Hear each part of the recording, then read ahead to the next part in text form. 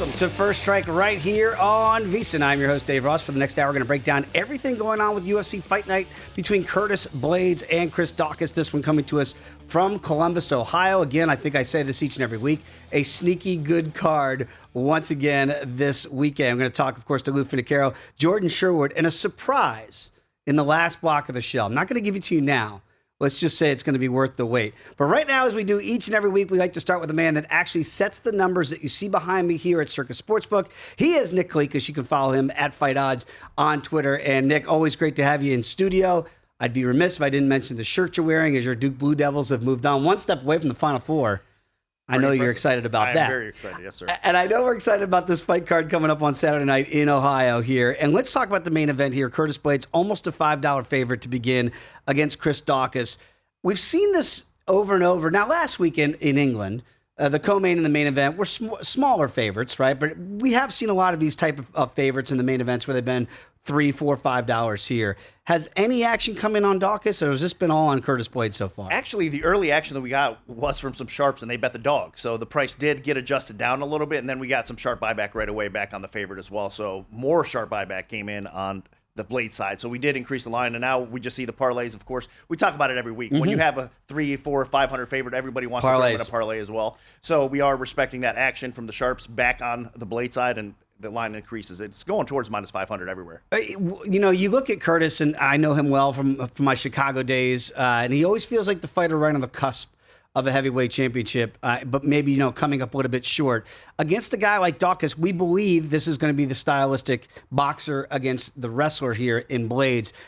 The over-under, is it getting hit either way, depending on which style of fight they think we're going to get? Market-wide, it's kind of tending, believe it or not, towards the over a little bit, because, right, 1.5 rounds is posted out there. Some people have 2.5 as well, but the 1.5 about over minus 200-ish is kind of hard to lay that 200, so it's not getting a ton of action, because I think a lot of people are kind of favoring the over a little bit, because when you see 1.5 round, and again, heavyweights, this would be a little bit surprising, but a lot of people believe that the heavyweights kind of tend, especially a 5-round fight, to have a slower pace at the beginning, so it could trickle over that 1.5. But when you got finishers like this on the other side of it, even though Blaydes is known for his grinding style, he has the ability to finish on the ground as well. That's what makes it difficult here. Yeah, no question about it. I was there for Alistair Overeem back.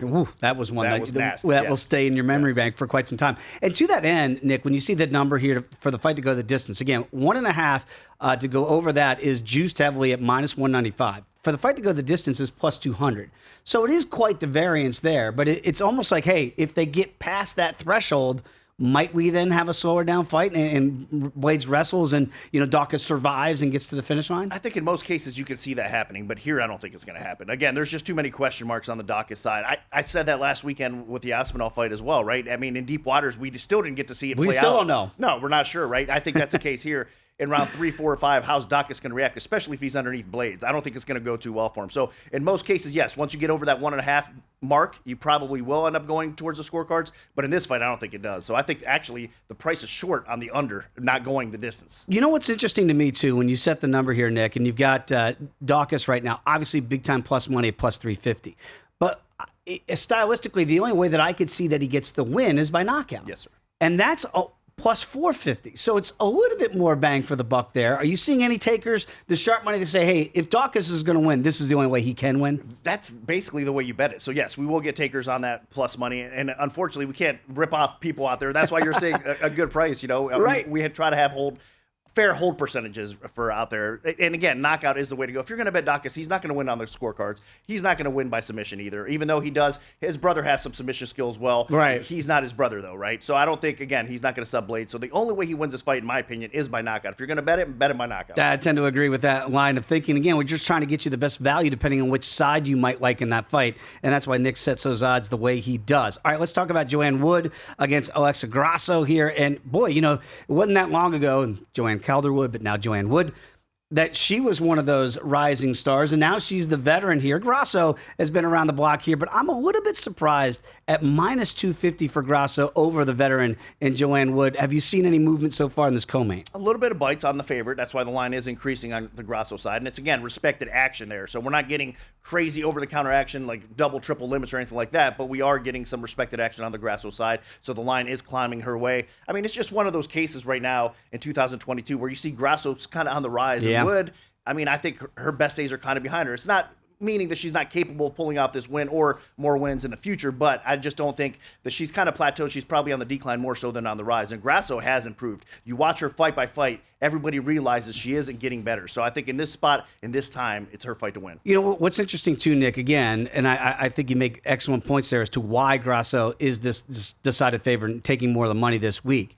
If you're looking for the underdog here and you want to go manner of victory, this is an interesting one to me because I almost, at 11 or 12 to 1, depending on how the upset could occur, that's rather large numbers. But you're kind of hedging your bet here a little bit, going either other way. Would you, if you were to take the underdog, would you just take the plus money at plus $2 or try to figure out the way that she can win this fight? I would probably, I know it's tempting if we see 11 to 1, 12 big numbers. To 1, they're huge, but I would still probably prefer if you're going to take the dog just to take the plus 200. Yeah. It's a safer bet there. I mean, these girls are both durable. I don't think we will see a finish in this fight. I mean, it could. We've seen flukish stuff happen before, but I think they could kind of withstand each other here. So I would just take the dog money because regardless what happens, she wins, you win. And there you go. And that's why you see the over-under 2.5 for the 3-round fight here, juiced heavily to the over at minus 350 again. So this fight, you are expecting to go the distance if you think it will go. That's still not great value, minus 280, but a little bit better than the over 2.5 rounds. So again, if you really do think this is going to play itself out,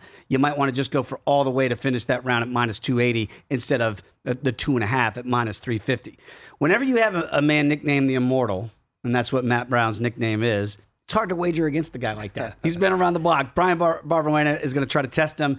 And what I think stylistically says that this could be fight of the night is this is going to be a fight that stands on their feet, and they're going to trade. So you've got basically even money here at minus 110. I can't imagine that people are betting against Matt Brown, but what have you seen so far? As soon as we get Brown action, we get Barberena action. So it's kind of going back and forth. Yeah, it's crazy because, again, it's 2022. We all know that these guys are both kind of, the best days are behind them, especially What, at 41's Matt not 31? Unfortunately not, especially the wars that Brown's had, right? Yeah. I mean, if you look at his career, it's been phenomenal, but he's been in a lot of punishing type of wars, even if he's come out on top of some of those wars, right? So that's a case here with it. But he is the better fighter. There's no doubt about it. But you are seeing a pick'em fight. Barberena's just a hard out for anybody, man. He constantly brings it. He's durable. I mean, he's in your face. He's not an easy out. But a lot of people are going to respect the Brown side. Like you said, it's kind of his hometown. He's got to have the crowd behind him as well. So a lot of good things to like. But it is getting two-way action. And it is. And again, people look at the beard of Barberena and they go, well, does he have a good chin? Yeah, he's got a good chin. So it's not just the beard. He actually can take that punch. I wonder how long this fight will go, and I wonder which way you're seeing here because, again, some people think somebody's going to go to sleep quickly or because they have really good chins. You see the over. It's priced to the plus money at plus 125 if you think it might go over 2.5 rounds. I have a lot of friends that are very sharp, and they do like the over in this fight, but we're getting action on the under for most people, right? So I think it's just one of those points that you're going to see conflicting opinions, especially, like we said, these guys like to get in firefights sometimes, and, at this point in their careers, what we said they're a little bit older right now, who knows if their chins are going to hold up, despite the durability usually on either side, right? So we are getting the public side on the under, but a lot of sharp opinion does favor the over as well. If you could wager on fight of the night, that would probably be where I'd put my money there. Askarov right here is over a $4 favorite against Kaikar France. And again, what surprises me just off the naked eye when you see the number that you put out, you go, my goodness, did people just watch Kaikar France and what he did to Cody Garbrandt? Problem is, if you did, you got to realize that Cody Garbrandt wants to stand and trade, and that's not what Askarov wants to do. Is that why it's priced the way it is so far? 100%. I mean, it's a different stylistic matchup. Like you said, we were all, I believe you were on France absolutely against Garbrandt as well, so we cashed that ticket. But here, it's a different type of fight. Askarov is going to look to take this fight to the floor, kind of ground France out, even though France has a good, capable ground game, but this is a different level. We've seen Askarov and these wrestlers that are capable of getting the fight to the floor and just neutralizing their opponent. That's why he's such a high favorite. I think he's one of the best wrestlers right now in the flyweight division, and he usually implements his game plan very well. All right, that should be a really interesting fight. We got Latifi against Olenek here, and whenever you have Alexei Olenek in, you know what he's going to try to do. Wants the fight to go down to the ground and maybe find one of those Ezekiel chokes. He's got some bizarre finishing tactics. He is an old man in this thing, but still, it feels like respected in the number here at plus 175. What have you seen so far in this one? Yeah, Latifi is getting action, though. And again, from sharps, they come in and hit the line around minus 150, minus 160. So the line is kind of inflating as we go here. And I understand it. I see it. I do think Latifi probably has a shot at catching that chin and putting him out. But you know what? I do respect the Olynyk side every time. It's hard to bet against a guy like this because even on the feet, he's known for his grappling, but he comes out throwing bombs. He might not be the most technical striker, but when he hits you, he lands and hits like a truck as well. So you have to respect the finishing ability on the Olynyk side a little bit. But the sharps are taking Latifi. That's why you see the line climbing. His first professional fight was 1996. I'm talking about Olynyk here. Yeah. 1996. That was a long time ago. No doubt. I wish he kind of would have made it to the UFC a lot sooner than he did, because I think his career would have been even better. He's had a decent career in the UFC, but he got there kind of towards the end of his career. Just imagine if he was in the UFC in his prime. It would have been something. I got about a minute to go here with Nick Kalikas, the man who sets the numbers here at Circa Sportsbook. Nick, across the board, give me another fight that you like either on the prelim. Of course, we got Mark Diakise still also to go on this main card. Is there any other fight that really stands out to you? I think Dvorak and Nicolau, that's a very popular fight in the flyweight division as well. I think it's kind of a potential title eliminator, meaning these guys, the winner of this fight takes a huge step forward, and I think that's going to be an intriguing fight. It's almost a pick'em fight. Yeah. We are seeing some two-way action, but more action on the dog right now in that spot too. So I think that we're going to see a very competitive fight, maybe a fight of the night there as well. All right, then tell the people what they see when they see you on ESPN. You can check us out, UFC Fight Pass. It's UFC On the Line, of course, and we cover, of course, all the pay-per-views from a gambling aspect, and then we throw in some fight nights as well. So myself, Yanni the Greek, and Brendan Fitzgerald, make sure you check us out. I normally don't say, go Duke.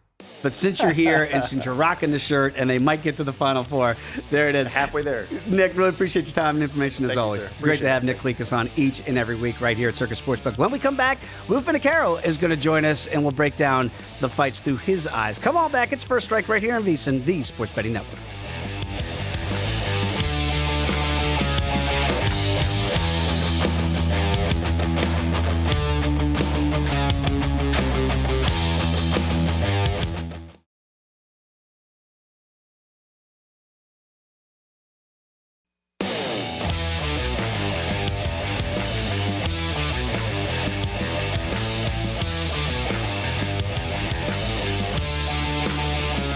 DraftKings Sportsbook is giving you plenty of ways to bet on the UFC. Just download the DraftKings Sportsbook app and you're going to be able to bet on more ways than just the main event.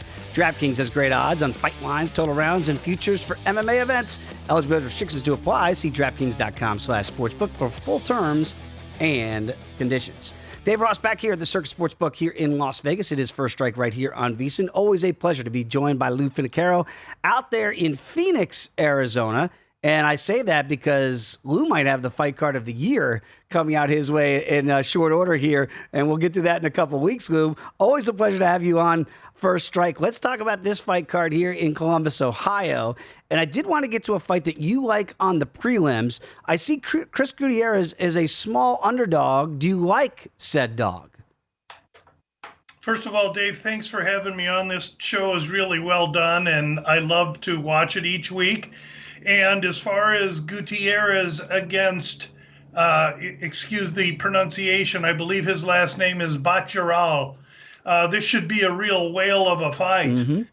Both guys are compelling fighters. Bacharal, a Mongolian. But in this fight, Gutierrez is going to have 2 inches of height. He's a little bit younger. And while he doesn't have reach, he is the fighter that made Vince Morales I shouldn't say quit, but he finished Vince Morales via leg kicks. And that's going to be a big component of his fight offense against Bacharal, who's primarily a striker. He's well-rounded, but he's very heavy on the front foot.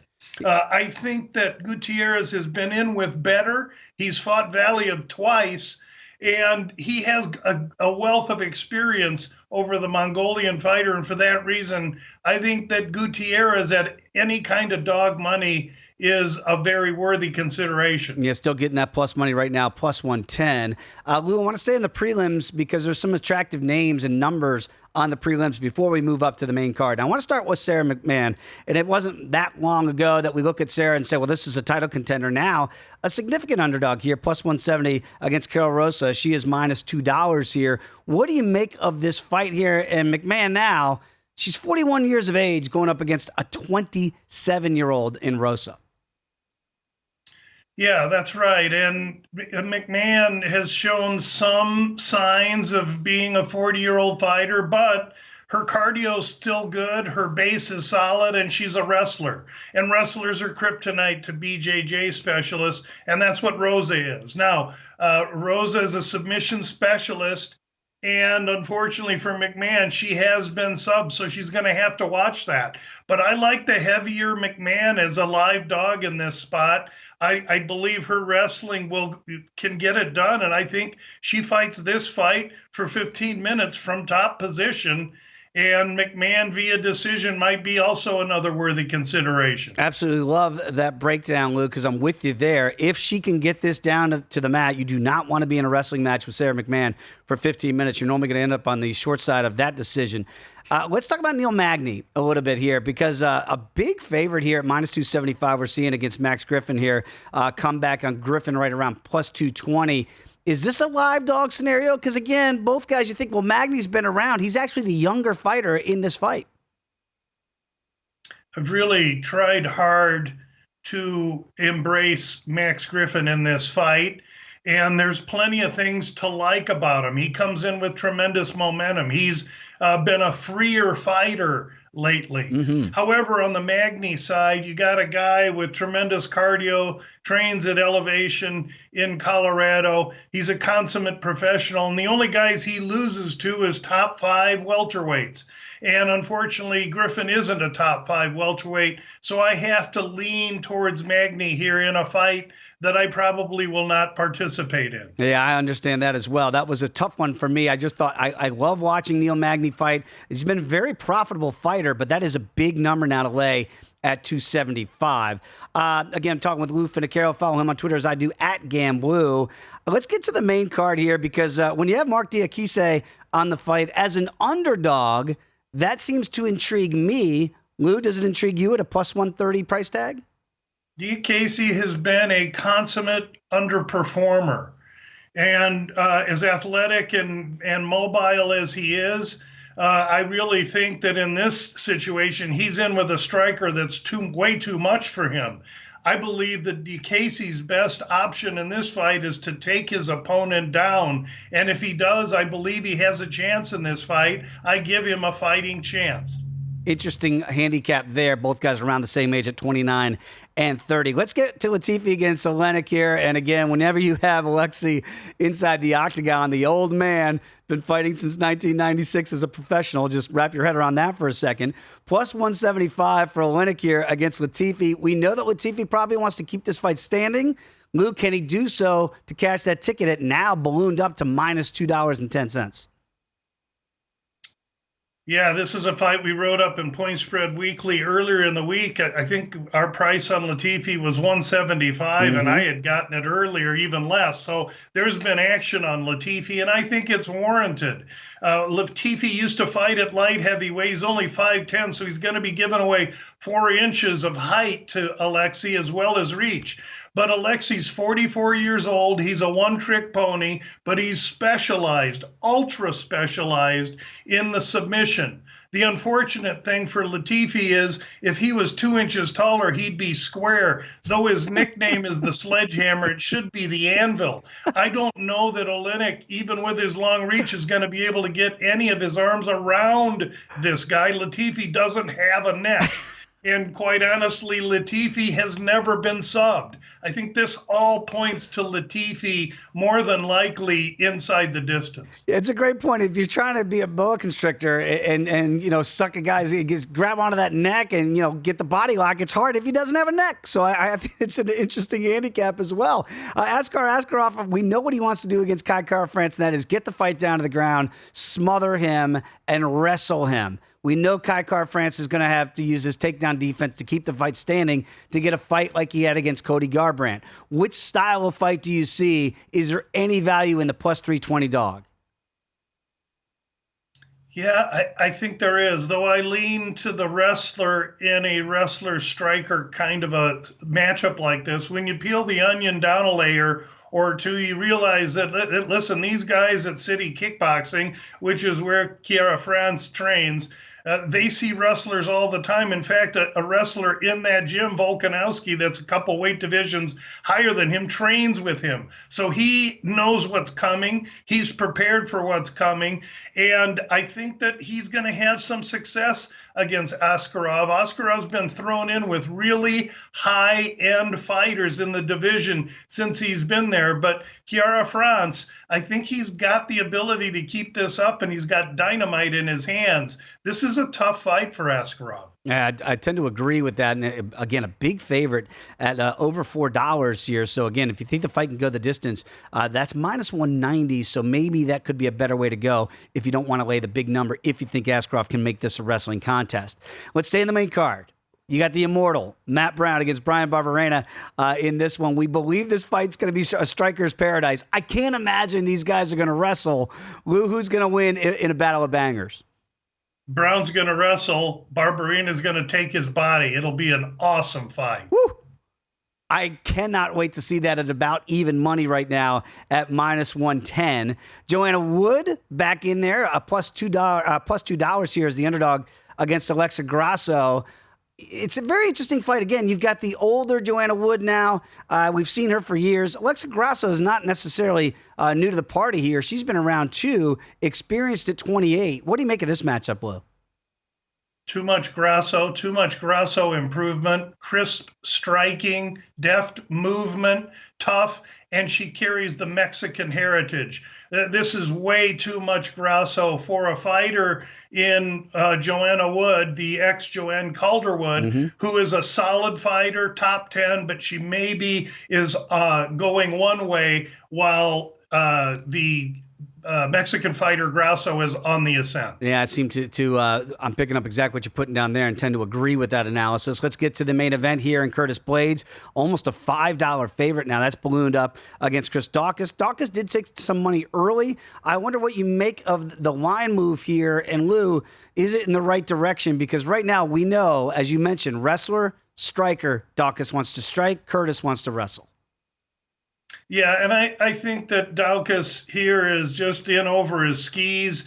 He got brutally KO'd 4 or 5 months ago. He turns right around against a legitimate top 4 or 5 guy in the division, and I don't regard Daukaus as a top 4 or 5 guy in the division. This is too much Blaydes. Daukaus, if he gets lucky, could kick him in the chin or hit him with a roundhouse, maybe, as Blaydes is coming in. But once Blaydes gets engaged, gets it down, gets on top, this fight's over. All right, that's an excellent breakdown, as always, from Lou Finocchiaro. Check him out, Bout Business Podcast. Lou, appreciate your information as always, my friend. Enjoy the fights. Can't wait to talk about your fight card coming out to UFC in Phoenix soon. When we come back and head to Chicago with Jordan Sherwood, come on back. It is First Strike right here on VSiN, the Sports Betting Network.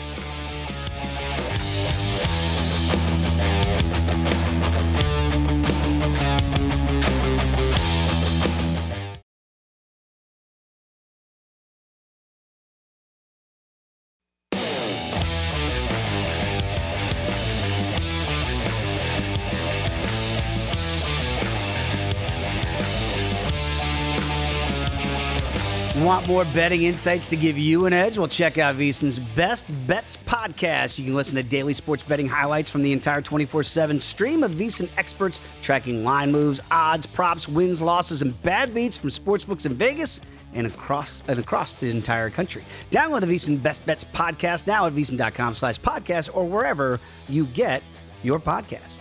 Dave Ross back here on VSiN. This is First Strike. I am here at Circa Sportsbook in Las Vegas. It is always a pleasure to be joined by Jordan Sherwood. You can follow him on Twitter at Woodon1063 from ESPN Chicago.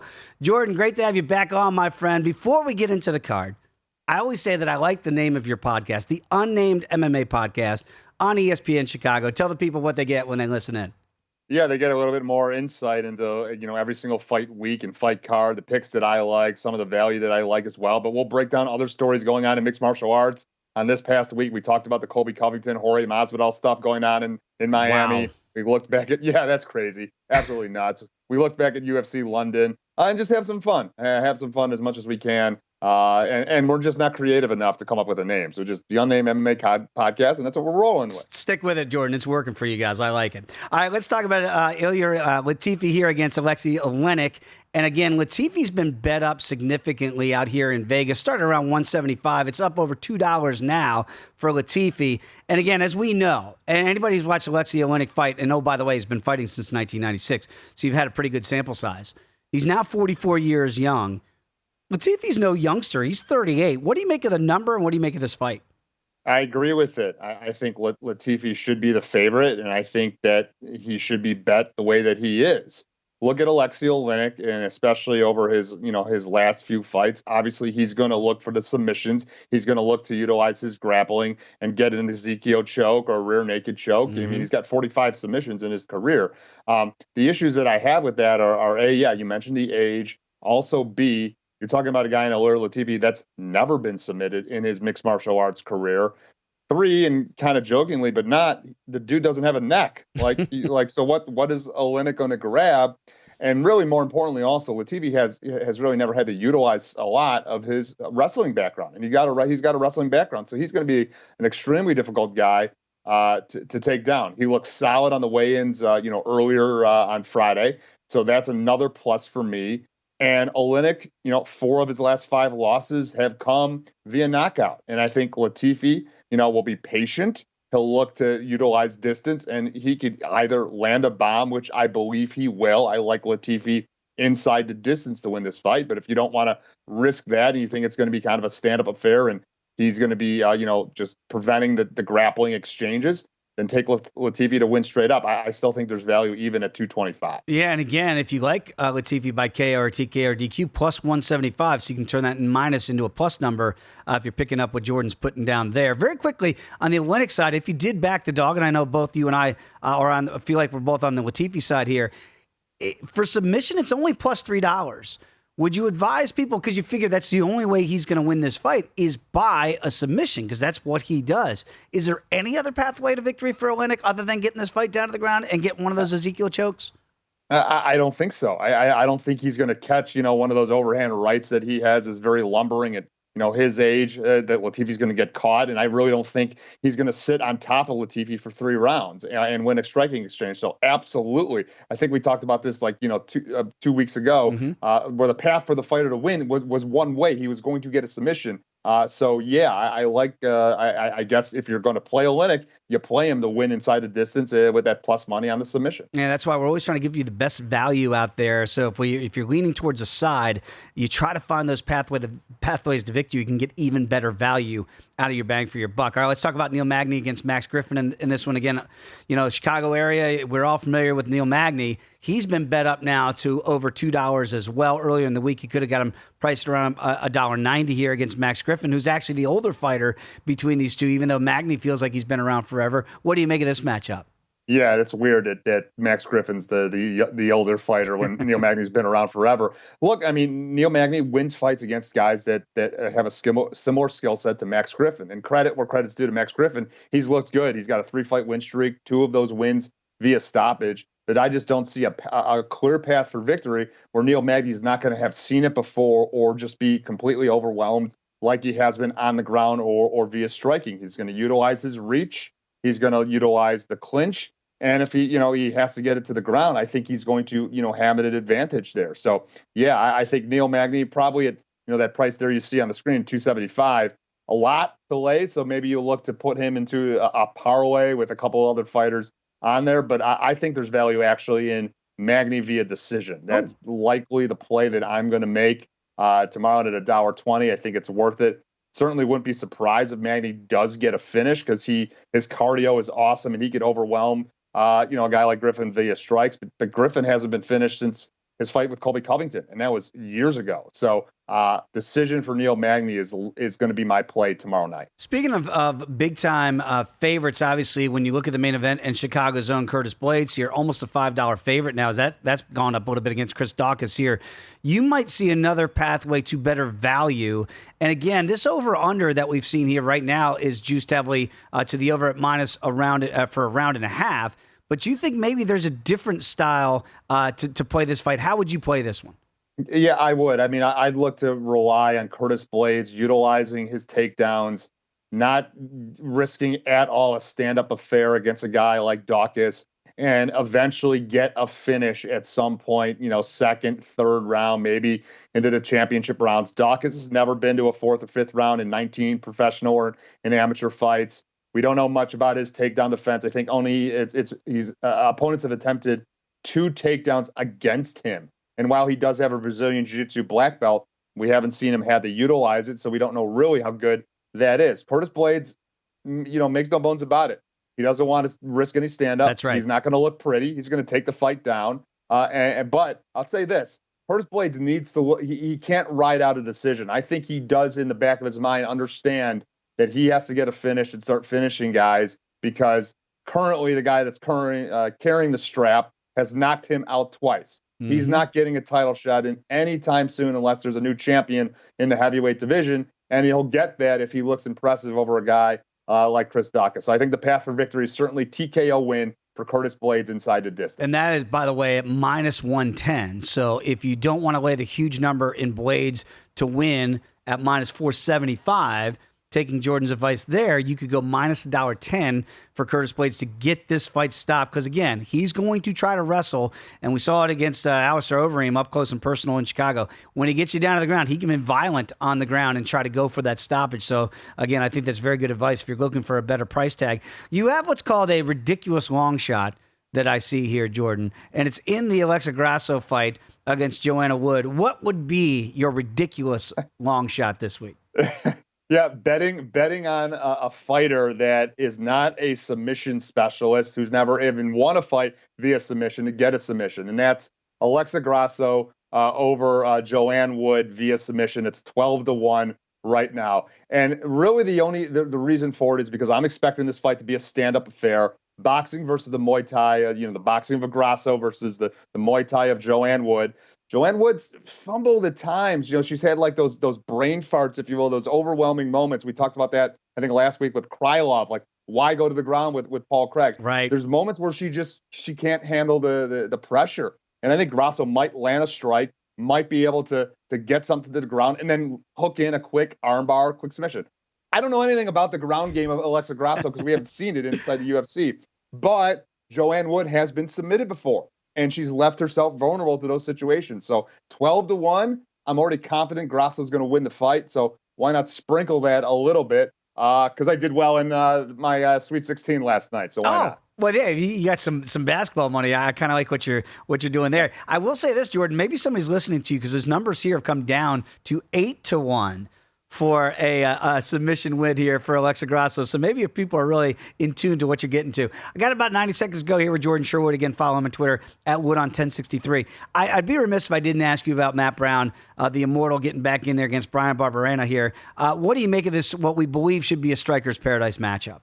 Yeah, and a paradise matchup for Matt Brown if you like him, because Brian Barberena is not going to threaten for the takedowns or submissions. He's going to stand in the phone booth and trade shots. And I think Matt Brown has a variety of strikes that might overwhelm Brian Barberena. The issue is that Brian Barberena nearly never gets finished. So Matt Brown's going to have to win a point battle against a guy that does take a lot of shots. His defense is like 56% of shots landed against him. It's crazy. He uses his head to ram forward. But yeah, I do like Matt Brown. He's fighting at home in Ohio. I think he's 3-1 in the state of Ohio in his MMA career. So I'll bank on that. $1.10, certainly worth the price. I like Matt Brown to get his hand raised. Not sure of the way he does it, so I'll just straight up money line Matt Brown win. Yeah, that's an interesting one because if you want the fight and you think you can go the distance, it's +165. So again, the way these guys take strikes and punishment the way they do, there could be some real value there as well. All right, there he is, Jordan Sherwood in Chicago. Always appreciate the time and information as always. And again, the Unnamed MMA podcast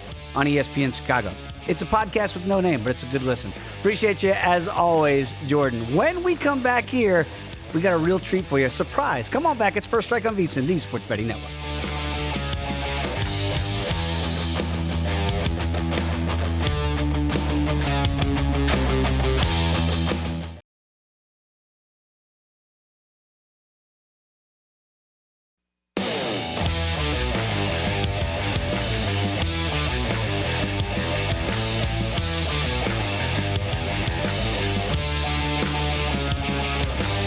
Compete for free with the Modelo Golden Ticket Challenge. Join 3 UFC contests to fight for your share of $20,000 in total cash and prizes. Plus, find out if you're going to walk away with the Modelo Golden Ticket and claim 4 seats to every pay-per-view for an entire year.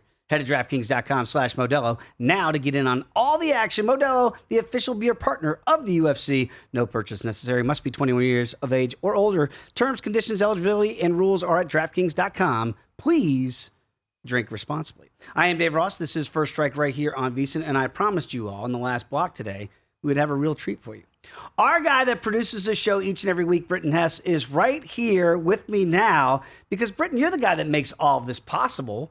I'm just the talking head up here, and it's great to have you join us here for the last segment of the show because I do want to peel back the curtain a little bit for people who haven't watched the show. Shame on you. Hopefully you're watching and listening now about how you get to some of your conclusions in picking some of these fights. Strength of schedule for you, I know, is very important. Explain how your system works there. Yeah, well, thanks for letting me come on this side of the glass, Dave. Who's producing this show now? Yeah, exactly. Yeah, it's on autopilot. No, it's rough. But no, I think strength of schedule is a criteria that people often overlook in a sport like UFC. Mm-hmm. You see a guy, oh, this guy's 11-0, and he's fighting against a guy who's 15-8. So I want to go with the guy who's 11-0. But you got to peel back the curtain and see who those 11 wins are versus in the guy's lot, and who the guy who's 15-8. Who's he losing to? A guy who's been in the octagon in the UFC organization, it means a lot. A lot of guys struggle when they enter the octagon. So that's usually the first thing I look at. And I'd also recommend look at the fighting matchups, look at the fighters' resumes before you look at the odds. So look at the resume first before you look at the number. So you have an idea of who you think is going to win the fight, number be damned. Yeah, exactly. I think that is a huge asset when you're trying to find value on a fight card. And it's really good advice. You did peel back the curtain a little bit on the main event with Chris Daukaus against Curtis Blaydes here. And again, we've seen the number rise almost to $5 here for Curtis Blaydes. When you looked at the pedigree, and we know Curtis Blaydes' pedigree, right? He's only been beaten by the best in the heavyweight division. Maybe the same can't be said for Daukaus. Is that why you think the number is where it is for Curtis Blaydes? 100%. Blaydes has only fought or only lost to the tip of the spear. It's Ngannou twice, the most notable those knockouts. Right. And then Daukaus, he generated a lot of momentum. He lost a bunch of weight. He was a kind of he didn't look like an athlete when he entered the UFC. He definitely had plenty to lose. He lost it, and now he's probably still has the fastest hands in the division, the fastest heavyweight boxer. But at the same time, his KOs are against guys on the way out of their career, on the guys that don't have the pedigree of the guys that Blaydes has fought week in and week out for the last 6 years. I tend to agree, and again, you see there that at plus 350, we watched Tom Aspinall last week in England, right? And the difference there, because you mentioned the quick hands, and Daukaus has very quick hands. What he doesn't have is the ability to do that double leg that Aspinall has, right? Because this is going to be, you don't want to say one trick pony, but really the only way that we can see Daukaus winning is with his hands. And if he can't stem the double leg takedown attempts from Blaydes, this could be a really long night. If you were on the side of Daukaus, would you then go for the even bigger price tag of plus 450 to get TKO, KO, or DQ, or say, all right, I'll take my chances he can get maybe somehow a decision victory in a 5-round potential fight and still take the bigger number? I think that you have to take if you want Daukaus, you have to take the KO. He's got 16 pro fights, 10 have been over in the first round. He's only been to a decision once. So if he's going to win, it's probably going to be with his hands. I don't see him submitting a guy like Curtis Blaydes, who's so good on the ground. But that said, in general, I like Daukaus a lot. He's a really fun fighter to watch because, like I said, those fast hands are something to see for the size of the fighter. But I think you still got to stick with Curtis Blaydes. All right, we're talking with our producer, Britton Hess, and we have something that we're going to put out there for the public for the first time. It's Britton's Bombs. Now, so you're going to give us, and for those that don't know exactly, again, if you're new to the space, what a parlay is, you're going to have multiple selections in one bet. But if you lose one of those selections, you lose the entire bet. So sometimes it's the principle of betting a little to potentially win a lot on the comeback. So let's get to Britton's Bombs that you have this week. What's your best parlay selection that you like on this card? Yeah, and unfortunately, it's not a big plus money parlay. It's actually still minus 149. Oh. It's a 3-teamer. It's 3 big favorites, very chalky. Okay. But there's some reason behind this. I didn't just look at the card and say, oh, who's the biggest favorites? Let's put them all together and see if we can make some money, because that's a recipe for disaster, as Correct. Nick Kalikas often tells us at the beginning of the show each week. But yeah, I like we talked about the main event. I like Blaydes. I like his pedigree much more than Daukaus. I think his style is perfect to neutralize Daukaus' strengths. Then I also like, oh my God, his name is really hard to say, but it's Ali Ashab Riev. I think you nailed it. Yes, he's about minus 900 right now. But you can, if you peel back the curtain, like we were saying earlier, look at who he's fought. You know, it's his first. He's new in his UFC career, but he knocked out Rousimar Palhares a couple years ago, who used to be a top of division guy in the UFC, and his opponent is another guy that is 9-6, making his UFC debut. It looks like a guy that was basically food for the lion, right? You know, as they build this guy up. And then the last selection that I'm going to go with is Askar Askarov. That guy is going to be fighting for a belt soon. He's a deaf fighter. It's a great story. You know, he's a deaf Olympian. He won a gold medal in wrestling. But I think that stylistically, he neutralizes Kai Kara-France, similar to the way that Blaydes can neutralize Chris Daukaus. Well, why I like this selection here is what you've done is you've taken 3 massive favorites, let's be honest about that, and shorten it down to a reasonable price tag at $1.49. Yeah, and you know, one of the other shows I produce on the network, VSiN Odds On, we talk about this with Mike Palm and Malshaw all the time, is that making a parlay, you can make, you know, negative odd parlays, and they're still very profitable, because most people are trying to add more teams, add more players until they get to that plus money, and they think, okay, now the parlay is done. But really, you're just adding more variables into the formula, and I think that if you can find some favorites that you like, put 2 or 3 of them together. Sure. Don't get crazy. Don't put every favorite on the card on the same parlay, and you'll be all right. That's very wise advice, again, from our producer, Britton Hess, for Britain's Bomb. So that's your first 3-way parlay at minus $1.49 here at DraftKings. Because I think Britton's exactly right, where people fall into that trap of saying, well, I'm not getting the best value here. I want to get some plus money. And all of a sudden, your 3-teamer, which feels pretty good, becomes a 4, 5, 6-legger. Good luck cashing those on a regular basis. So I think it's very sage advice. You do have Britain's Bombs Part 2, and in this one, it's no parlay. You like a straight-up underdog in this one. Yeah, I like Mark Diakesi. He's 29. He's fighting against Vyacheslav Borshev, who's 30. So you'd think Borshev, he's more experienced. He's only fought 7 times as a pro. He's only fought once in the UFC before this. Diakesi is a guy that has been streaky. He wins a couple, loses a couple. He's fought some really good fighters. He's never, been a title guy. He's been kind of a journeyman, but he's lost 2 in a row. And at his age and his style of fighting, he's a decision fighter. He doesn't really get too many flashy finishes. With that guy in there, he needs to win to keep his contract going, basically. He does. You know what I mean? He doesn't have a long leash. And I think that when you've got a guy who's a favorite, who's very inexperienced, who's 30 years old and only fought 7 times as a pro, I'm going to go with the guy who's been in the octagon for, the last 5 years. Mark Diakesi. So again, when you look at Mark, and again, it was interesting. We had Lou Finocchiaro on, obviously, early in the program. He said it's one of the more, I believe his words were, underperforming fighters we've seen in the UFC. So to your point, Britton, this is a guy that now knows, hey, I might be up against it with a contract. Yeah. And now I've got the talent. Talent's always been there. I don't think anybody's ever questioned that. But it's been being able to put all that together. We've seen fighters, notably a guy like Colby Covington, kind of late bloomers, didn't really excite. Maybe he was on the way out, and all of a sudden, you realize, I got to win. This is my job on the line. So that's the type of fight you see for him? I see it that way, and I think back to the knowledge our friend Wes Reynolds dropped when he was on this show a couple weeks back. He always tries to figure out why the UFC made the fight. That's right. So when I look at this fight, I think that Borshev is an exciting fighter on the way up. Diakesi is a veteran but there's not really much incentive to keep him on the roster, right? Because he hasn't done anything too exciting. So it's basically, okay, if Borshev wins, we can start, upping the talent that he's facing in the octagon. His next opponent could be, a top 10, top 15, whatever guy, because he's got a 7-1 record right now, right, or 6-1 record. And Diakesi needs to put up or shut up, basically. And I'm thinking that veterans usually find a way in these spots, in my experience. They absolutely do. So yeah. I'm with you on that. The motivation is there for sure. Got a minute to go here with Britton Hess. If I gave you the choice of 3 old people on this card, because I'm old. Okay, Sarah McMahon, she's now hit, I believe, 41 years of age. Of course, whenever you have Alexei Oleinik on, he's been fighting, as you point out, since 1996. He's over 40 as well. Or the immortal. I know we can't live forever, but he's over 40 as well. If you had to pick one of those 3 fighters to win, who would you take? Well, I would love to say Oleinik because he's old enough to remember living in the USSR as a child. That's right. But the actual perspective. Yeah, exactly. But I have to go with Matt Brown. I think back to what our friend Reed Kuhn told us on First Look earlier this week. Barberina's allowing 56% of head strikes to land. That makes an average striker look good. Matt Brown's way more than an average striker. And I think that, this is another situation where the fight was made to let Matt Brown shine. Maybe he'll retire after this. Who knows?